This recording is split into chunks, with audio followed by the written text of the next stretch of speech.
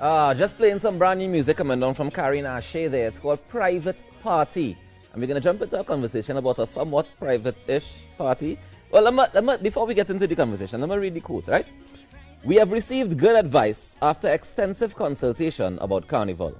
Carnival 2022 will not see street parades, unvaccinated gatherings, and wild public partying. But there is room for safe zone venue-specific events where some elements of the festival can be sampled as a carnival microcosmic mosaic with a difference. This morning I want to welcome Winston Gypsy Peters, the chairman of the National Carnival Commission, to chat a little bit about what this microcosmic mosaic with a difference is going to look and feel like. Good morning to you, Mr. Peters. Good morning to you, good morning to Trinidad and Tobago and wherever else in the world you're heard and seen.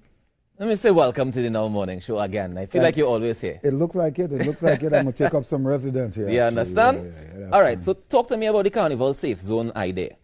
Well, the safe zone idea is exactly what it says.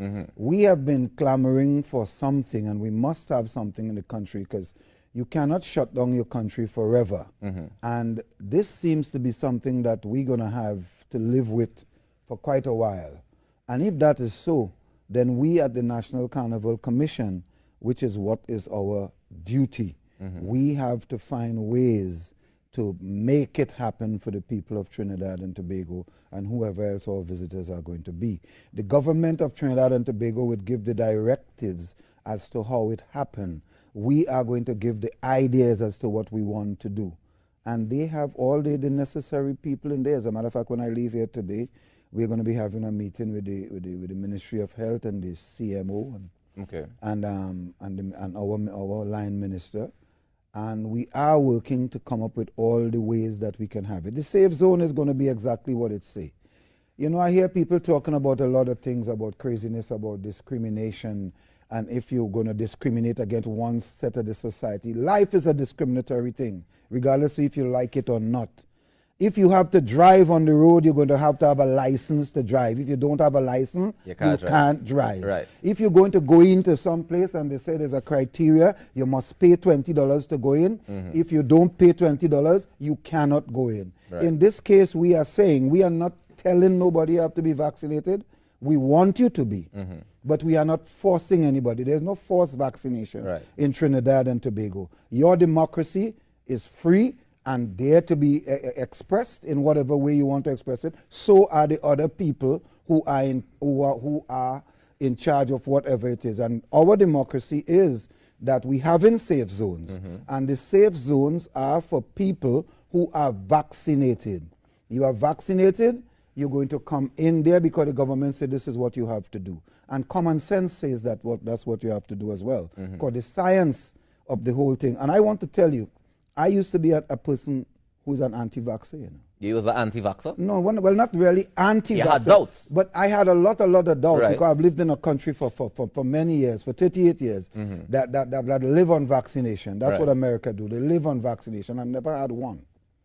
But just to say to you that I understand the wisdom of what is happening here. And a lot of money and a lot of science went into what is happening here now.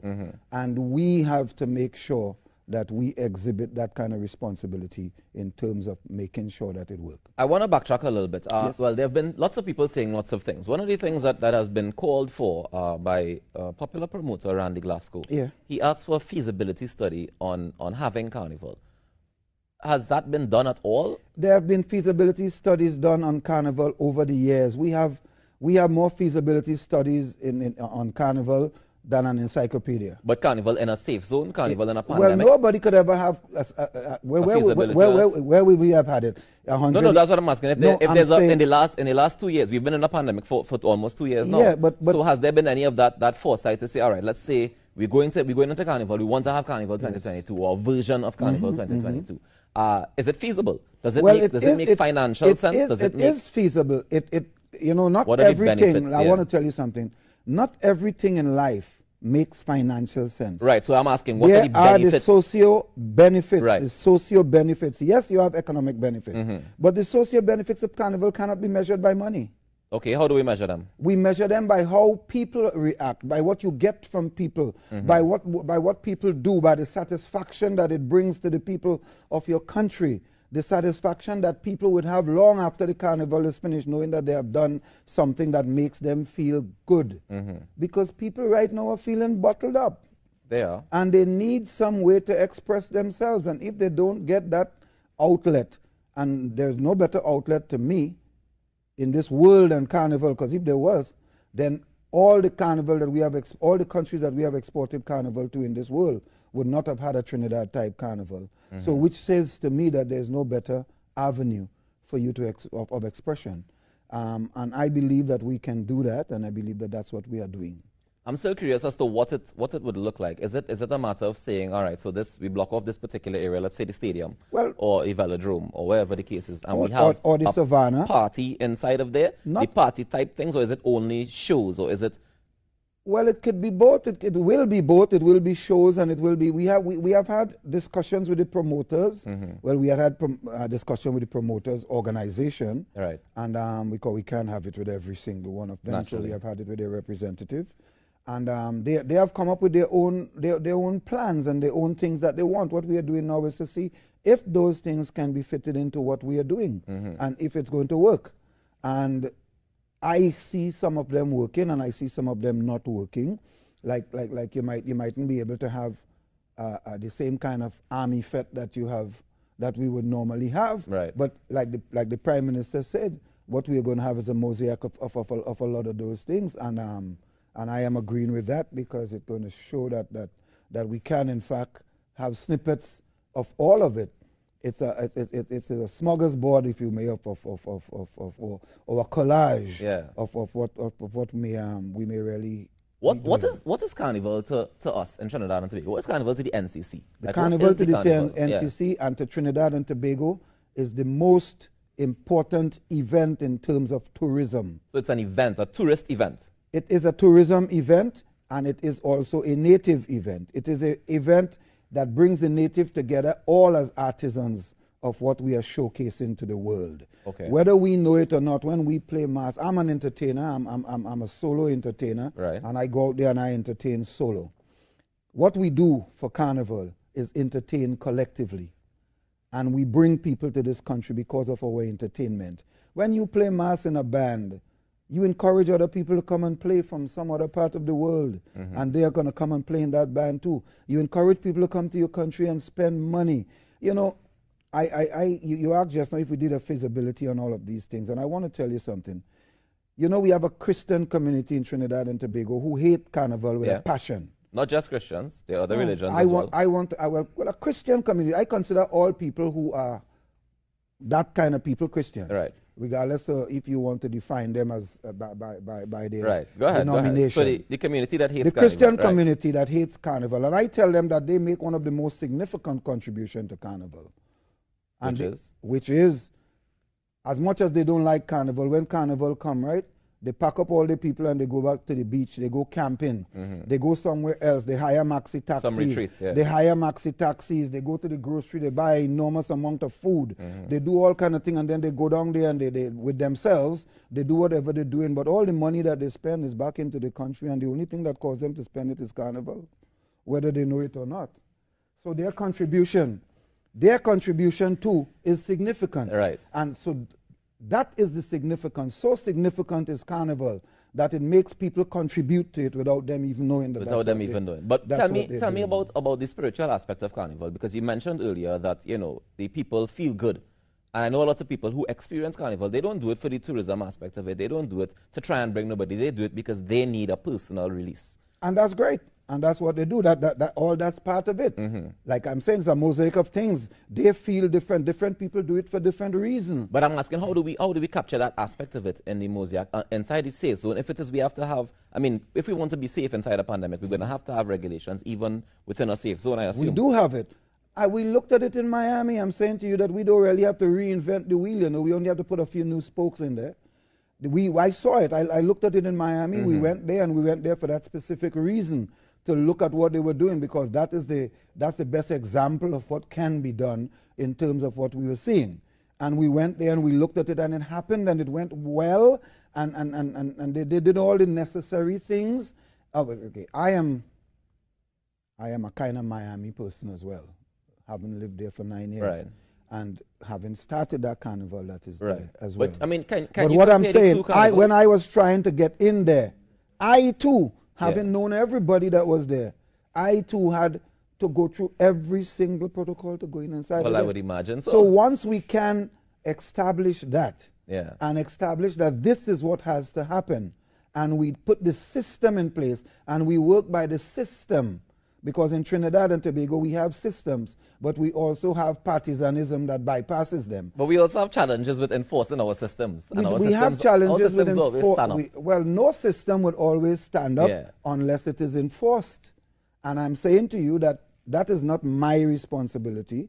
That is the responsibility of the enforcers of the system, the people who are there to do it and the people who have to do it. And once it is sanctioned and put in place, that's the responsibility is taken over, not by me. Right. So what is the role of NCC in all of this? Because you're saying that the health professionals and the policymakers will create the safe zones. You're saying that the enforcers will enforce the safe zones. Yeah. What is the role of the NCC The in role the of safe the zone NCC is carnival? to make sure that it is put together well. That it's To put make together sure that well. what we are doing, the planning part of it is ours. It's a whole, it's a collaboration of things, you know. It's not any one entity. While we have the responsibility to do that, but it is not no one entity. It is a collaboration of entities that has to come together to make sure it works. But of course, the NCC are the planners. That's why we are there. Right. So things like, we can look forward to things like Panorama or a version A of version of Panorama. You can look forward to a version of everything. You can look forward to parades, but different type, in a different way. But the Prime Minister said no street parades. No, not in the streets. Right. Inside of that safe zone, Okay. we can have kings and queens, big mass. You can have nice things that people could come in there, and you can have a certain amount of people coming in there to party. You may not be able to accommodate the amount that would normally come, because Trinidad is a party country, and I am glad for it. So this is where I find the challenge with regards to creating these safe zones, because for me, like, Carnival is a thing that we see pop up all over the place in Trinidad and Tobago. I'm not talking about the other places, right? Miami has been able to centralize their carnival. I will talk about that. But in Trinidad and Tobago, we have a culture where we have a carnival in San Fernando, we have a carnival in Valencia, And I have a want to carnival speak about that. in And Tuna Trinidad Puna. and Tobago is the only place in the world that we do that. And it's because we have to think about the antecedents of Carnival in Trinidad and Tobago. Right. How it came about, how Right. it evolved, and all of that. Right. So yes, and every part of these places that you're going, I am want to say that Carnival and Trinidad and Tobago is really the regional carnivals, where you would find the real carnival, not the bikini and beads that we have imported, but you would find the creativity of the Trinidadian himself, or the Tobagonian themselves, Trinbagonians themselves, doing what is really Trinbagonian in all these different parts of the country. But we also have to understand that different times call for different strategies. And we do not know how long this pandemic is going to be with us. Maybe we may never be able to do that again for the next 20 years. I don't know. But what we can do now, we have to do it. And we have to understand that life is a compromising thing. And there are things that we have to compromise in order to get other things done. So we may have to compromise some things. We may not be able to do it all over the country, but at least we can do it in a place that people from all over the country can, in fact, have a place to participate, you know, in some kind of a safe way. All right. So we can do all of that, and it's something that we have to do. It is something we have to do. You know, people have this misconception about the NCC, because I've heard it said that they have the NCC, so now we are having Carnival. What are we going to do with the NCC? The NCC just there and people not doing nothing. That's a misconception. But tell us what the NCC has been doing. The NCC have been working all through these years, all through the 2 years. We have to make sure the NCC is like the EBC. If tomorrow morning they're having 10 elections in Trinidad and Tobago, the EBC has to be ready to have those 10 elections. Yeah. If tomorrow morning the Prime Minister says we're going to have Carnival next week Wednesday, the NCC has to be ready to have Carnival next week Wednesday. Are you guys ready? We are ready. That's why we are there. All right. That is, you know what, the name National Carnival Commission is not a misnomer. It's a real name, and it means something. It means that our sole responsibility is Carnival. And because Carnival is an important cog in the economic wheel of Trinidad and Tobago, in the social wheel of Trinidad and Tobago. Right. So we have to be ready, and we have to ensure that Carnival works. All right, well, I want to thank you so much for joining us this morning and sharing with us this morning. The pleasure is mine. Ladies and gentlemen, the National Carnival Commission says we're going to have a safe carnival. The Prime Minister says we're going to have something. and the National Carnival Commission is ready to implement what the Prime Minister says. We take a quick break and come back with more inside the Now Morning Show. Thank you so much, Mr. Peters. You're very